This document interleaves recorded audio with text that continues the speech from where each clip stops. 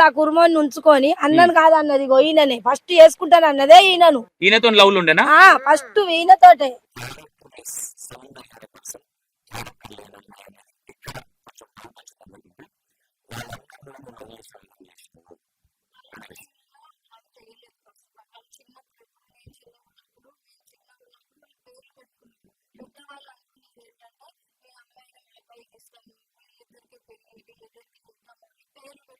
అప్పుడు కుర్మాన్ని మావాడు ఏర్పాటు చేసిండు, నాతోటి లవ్ చేసి మళ్ళీ కుర్మాన్ని ఉంచుకున్నామని ఇంటికి తీసుకొచ్చి అక్కడనే హైదరాబాద్ లో కొట్టిండు నా కొడుకు.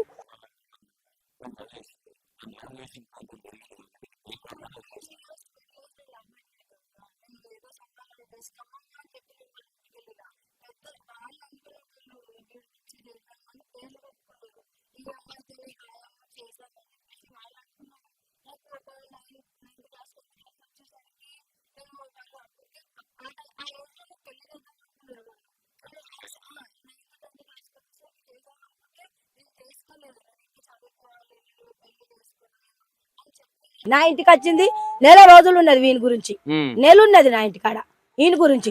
వీడు పిచ్చాడు ఆయన అది చేసుకోని అన్నమని.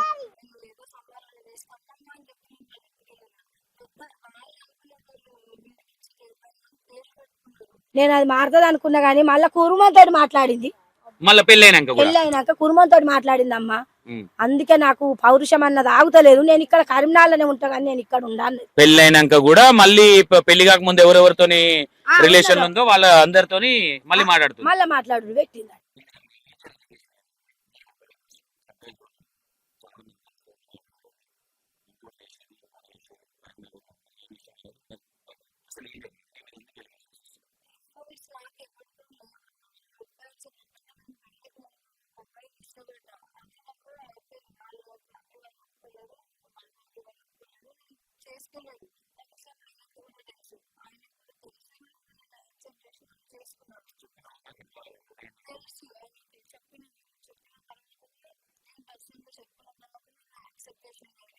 అమ్మాయికి అదే ఆఫీస్ లో పనిచేస్తుంది, చిన్న కంపెనీలో పనిచేస్తుంది. అడిగి పోతే ప్రతి మనిషితోటి పేరు పెట్టి పిలుస్తాయి.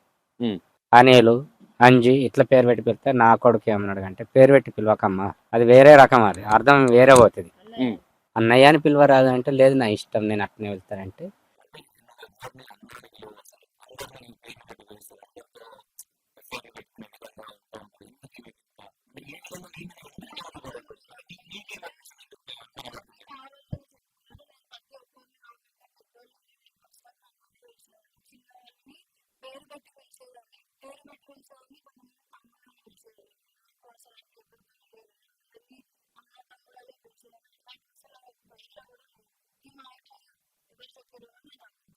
అది చూసి ఏం చేసిండంటే వాడు కనిపెట్టిండు, తుర్కాయన తోటి మాట్లాడక కనిపెట్టి. ఓహో, ఈయన పెళ్లి చేసుకున్నా కూడా ఇంకో ఇంత మాట్లాడుతుంది.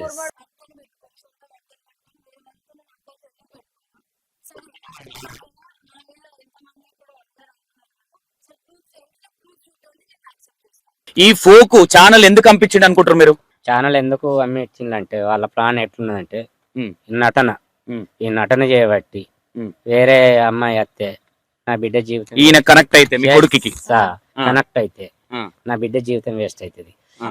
ఈ ఛానలే తీసేస్తే నా బిడ్డ ఎమ్మడే ఉంటాడు అని నటించిండు. అది ఇద్దరు చేసి అమ్మిచ్చిండ్రు. పెళ్ళైన తర్వాత యూట్యూబ్ ఛానల్ అడ్డీ పావు సేరికి ఎందుకు అమ్మేయాల్సి వచ్చింది మీరు? అసలు యూట్యూబ్ పెళ్ళికి ముందే ఆయన అమ్ముకున్నాడు.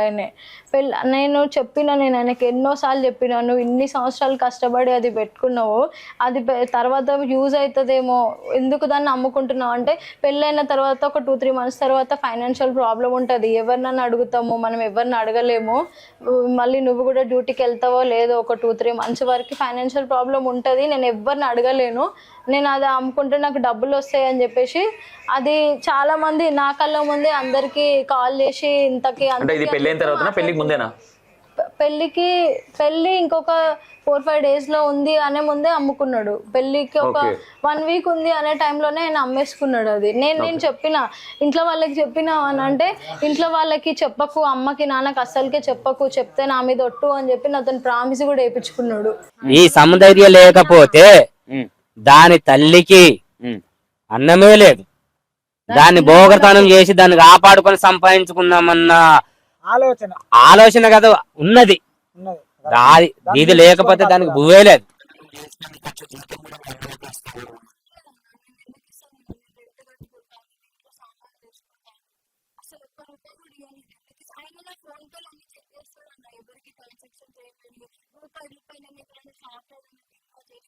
ఎప్పుడన్నా వచ్చి అత్తగారి ఇంటి దగ్గర ఉందా అమ్మ? ఎంత మంచిగా చూసుకొని ఆయన ఎంత మంచిగా ఉందామే మన ఇంటికాడ. ఇగో మీ వాళ్ళతో నువ్వు మాట్లాడుకో ఫోన్ చేసి, మా వాళ్ళతో నేను మాట్లాడుకుంటా. నీ వాళ్ళు ఏంది నా వాళ్ళు, ఇంకా నేనే పరాయి దాన్ని, నువ్వు ఇంట్లో దాన్ని. ఎంత మంచిగా ఉండాలి, ఫోన్లు చేసుకుంటే ఎంత మాట్లాడాలి. అవును.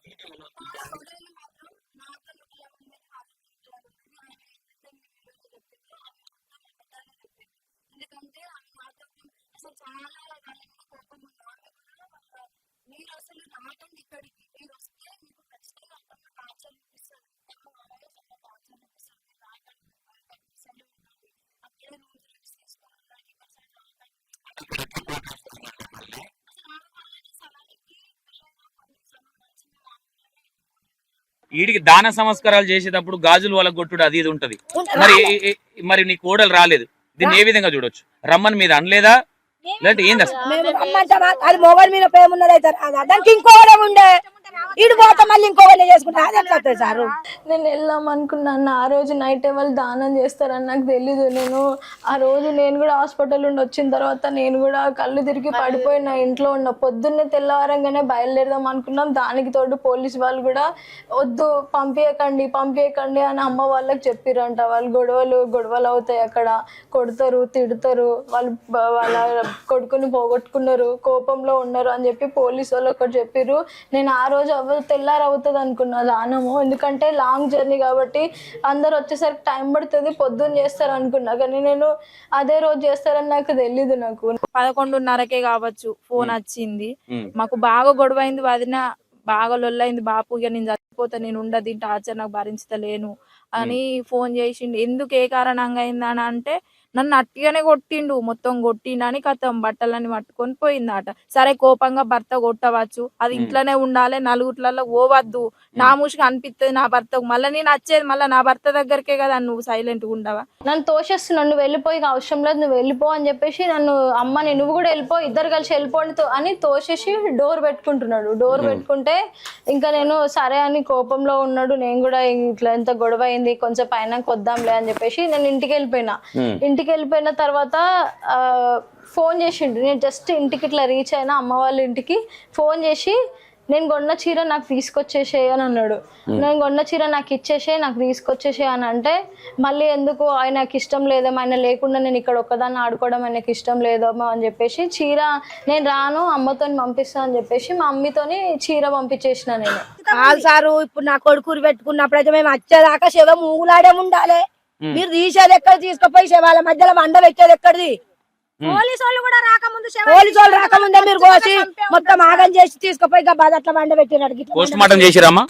చేసిర్రు తెల్లారి. నేనేమనుకున్నా ఇప్పుడిప్పుడే చేసుకున్నాడేమో బతికున్నాడేమో అని చెప్పేసి కింద ఒక ఆమె నర్సు ఉంటది, ఆమె నొక్కుతుంది, అన్ని విధాలుగా చేతులు నలుస్తున్నా, ఆయన నోట్లో నోరు పెట్టి కూడా నేను ఊదడానికి ట్రై చేస్తున్నా, ఎన్ని చేసినా కానీ ఆయన లేవలేదు. ఏమో వాళ్ళు హాస్పిటల్ అవేవో పెడతారు కదా, అక్కడైనా ఇదైతాడేమో అని అందరికి బతిమాడుతున్నా, అంబులెన్స్ కి ఫోన్ చేయండి అంటే పక్కన అంకుల్ అంబులెన్స్ కి ఫోన్ చేసిండు. ఫోన్ చేయగానే అంబులెన్స్ వచ్చింది. అంబులెన్స్ నుంచి ఆయన నేను దగ్గరలో ఉన్న హాస్పిటల్కి తీసుకెళ్ళాము అని అంటే వాళ్ళు ఇంటర్గేషన్ అవి ఇవి అన్నీ అడుగుతారు. ఉస్మానియా అయితే ఎమర్జెన్సీలో తీసుకుంటారు అంటే ఉస్మానియాకి తీసుకొని వెళ్ళినాం. ఉస్మానియాకి ఎమర్జెన్సీ వాళ్ళకి తీసుకెళ్తే వాళ్ళు ఒక 5 minutes 10 minutes ట్రై చేసిరు, లేరు, చనిపోయిండు అని చెప్పారు వాళ్ళు.